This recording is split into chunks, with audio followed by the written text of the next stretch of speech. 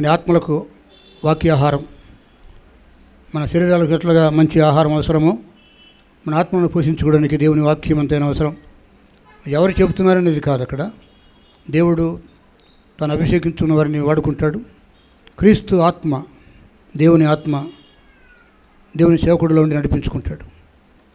సొంత జ్ఞానంతో చెప్పే మాటలు కాకుండా ఆత్మదేవుడు పలికేటువంటి ప్రతి మాట మన ఆత్మను పోషిస్తుంది. కాబట్టి ఆత్మబలాన్ని కోరుకుంటూ, ప్రభువా మీ వాక్యం చేత మా ఆత్మను పోషించమని ప్రార్థించుకుంటూ వాక్యాన్ని వినటానికి ఇష్టపడదాం. విని గ్రహించి ఆ మాటలను నెమరు వేసుకుంటూ ఆ మాటల ద్వారా ఆత్మబలమును శరీర ఆశ్రయములు పొందడానికి ప్రభు యొక్క సన్నిధిలో ప్రార్థనాపూర్వకంగా వాక్యం కోసం సిద్ధపడదామండి. దయచేసి గ్రంథాలు ఉన్నవారు చదవండి. పాత నిబంధన గ్రంథంలో రాజుల చరిత్ర, ఇశ్రాయేలీల రాజులు, యూదా రాజులు పరిపాలిస్తున్న కాలంలో ఇద్దరు ప్రవక్తలను బలముగా దేవుడు వాడుకున్నాడు. ఏలియా ప్రవక్త, రోషం గల దేవుని సేవకుడు, దేవుని ప్రవక్త. ఎలీషా కూడా రెండింతల ఆత్మ పొంది దేవుని సేవ గంభీరంగా చేసినటువంటి ప్రవక్త. ఎలీషా ప్రవక్త కాలంలో ఒక ఇంట్లో ఒక అద్భుతం జరిగింది. ప్రవక్త మాట ప్రకారంగా ఆ గృహంలో దరిద్రం పోయింది. దేవుని యొక్క అద్భుతం గొప్పగా జరిగింది. ఆ కుటుంబ చరిత్ర, ఆ కుటుంబంలో జరిగిన అద్భుతం గురించి మన గృహాల్లో, మన కుటుంబాల్లో, మన జీవితాల్లో, మన సంఘంలో కూడా దేవుని కార్యాలు జరుగుతాయని మనం నమ్ముదాం. 2వ రాజుల గ్రంథము 4వ అధ్యాయం చదవండి. ప్రసంగం కోసం వినొద్దండి. దేవుడు ఏం మాట్లాడుతున్నాడో దానిని మాత్రమే జాగ్రత్తగా విని గ్రహించండి. నా మట్టుకు నేను వింటూ చెబుతున్నా. ఈ మాటలు నాకు అవసరం, నా ఆత్మకు అవసరం, మీకు మీ ఆత్మలకు అవసరం. 2వ రాజుల గ్రంథము 4వ అధ్యాయంలో ఉన్నటువంటి 7వ వాక్యం చదువుకుందాం.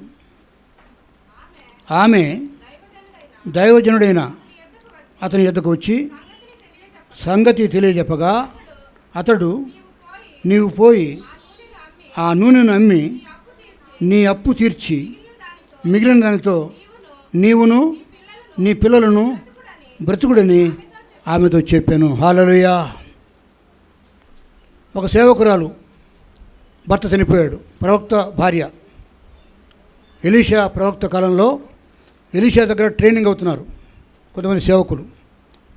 అక్కడుంది 4వ అధ్యాయం 1వ వచనంలో ప్రవక్తల శిష్యులలో ఒకడు. ఎవరండి? ఎలీషా ప్రవక్తకు శిష్యులు ఉన్నారు. ఆ శిష్యులలో ఒకడు పేరు లేదు, భార్య పేరు లేదు, భర్త పేరు లేదు. ఆ ప్రవక్త చనిపోయాడు. చనిపోయిన తర్వాత ఆ ప్రవక్త భార్య ఎలీషా అనగా గురువుగారి దగ్గరికి వచ్చి, అయ్యా గురువుగారు, ప్రవక్త గారు, నా భర్త నీ దగ్గర ట్రైనింగ్ అవుతున్నాడు దేవుని సేవ కోసం. అయితే చచ్చిపోయాడు, నేను ఇప్పుడు విధవరాలను అయిపోయాను. నా భర్త నాతో లేడు, చనిపోయి మట్టికి మన్న అయిపోయాడు. నా 2 కుమారులని అప్పులోళ్ళు పట్టుకుని తీసుకెళ్తున్నారు. ఎందుకంటే నా భర్త అప్పులు చేసి చచ్చిపోయాడు, అప్పులు తీర్చకుండానే చచ్చిపోయాడు. అంటే తలకు మించిన అప్పులు చేసి, అప్పులతో ఎంత ఆలోచించాడో, ఎంత దిగులు పడ్డాడో, ఎంత భయపడ్డాడో తెలియదు, అప్పులలోనే చచ్చిపోయాడు. ఏమంటుంది చూడండి, ఒకరి భార్య ప్రవక్త దగ్గరికి వచ్చి ఏమంటుందంటే, నీ దాసుడైన నా పెనిమిటి చనిపోయాను, అతడు యెహోవా యందు భక్తి గలవాడై ఉండెను, నీకు తెలిసి ఉన్నది. ఇప్పుడు అప్పులవాడు నా 2 కుమారులు తనకు దాసులుగా ఉండటకై వాడిని పట్టుకొని పోటుకు వచ్చి ఉన్నాడు అని ఎలీషాకు మొరపెట్టుకుంది. అయ్యా, నీ దగ్గరే ట్రైనింగ్ అవుతున్నాడు కదా నా భర్త, దేవుని నమ్మినవాడు, ప్రార్థన చేసేవాడు, ఎప్పుడు దేవుడా దేవుడా అంటుంటాడు, దేవుని సేవ కోసమే సమర్పించుకున్నాడు, ఉద్యోగం మానుకున్నాడు, వ్యాపారం మానుకున్నాడు, సమర్పించుకుని నీ దగ్గరకు వస్తే నీవు దేవుని సేవ ఎలా చేయాలో నేర్పిస్తున్నావు. అయితే నా భర్త నా కుటుంబాన్ని పోషించడానికి, నా పిల్లల్ని పోషించడానికి, నా కుటుంబ అవసరత నిమిత్తం అప్పులు చేశాడు.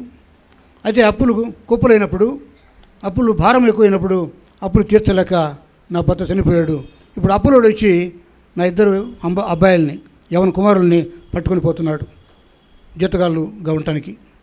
నా పరిస్థితి బాగలేదు, నువ్వేమైనా చేస్తావా అన్నట్టుగా మొరపెట్టుకుందంట.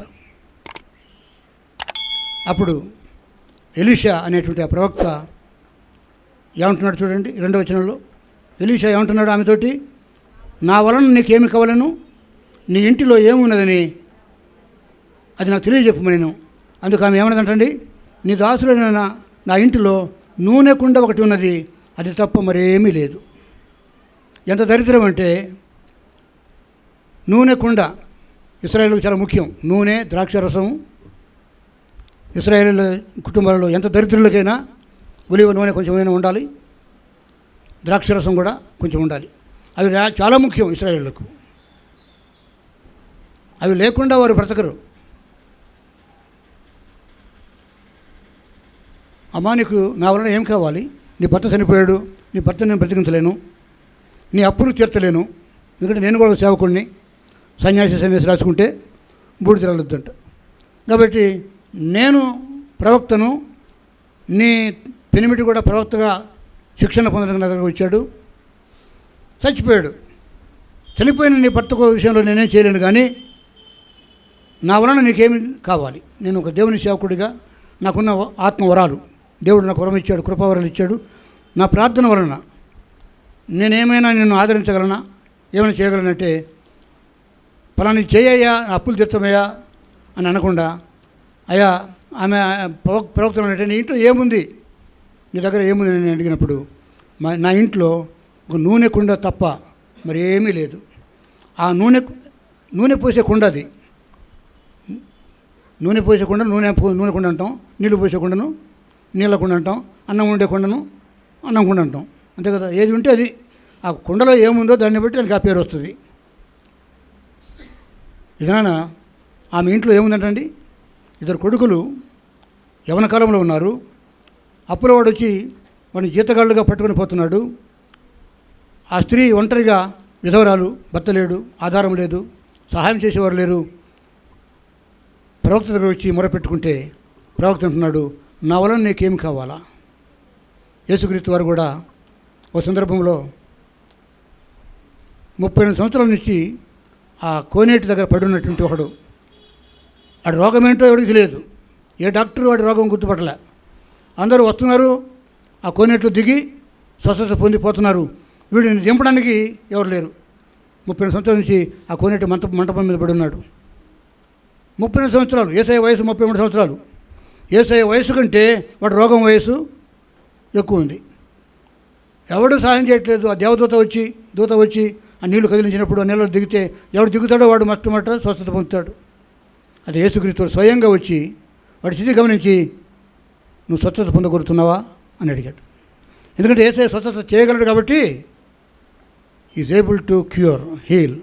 కాబట్టి అన్నాడు, నేను నీకు స్వస్థత ఇవ్వగలను. దూత కాదు, ఇక నీళ్ళలో దిగటం కూడా కాదు, నేనే వచ్చాను. నువ్వు స్వస్థత పొందగలుగుతున్నావా?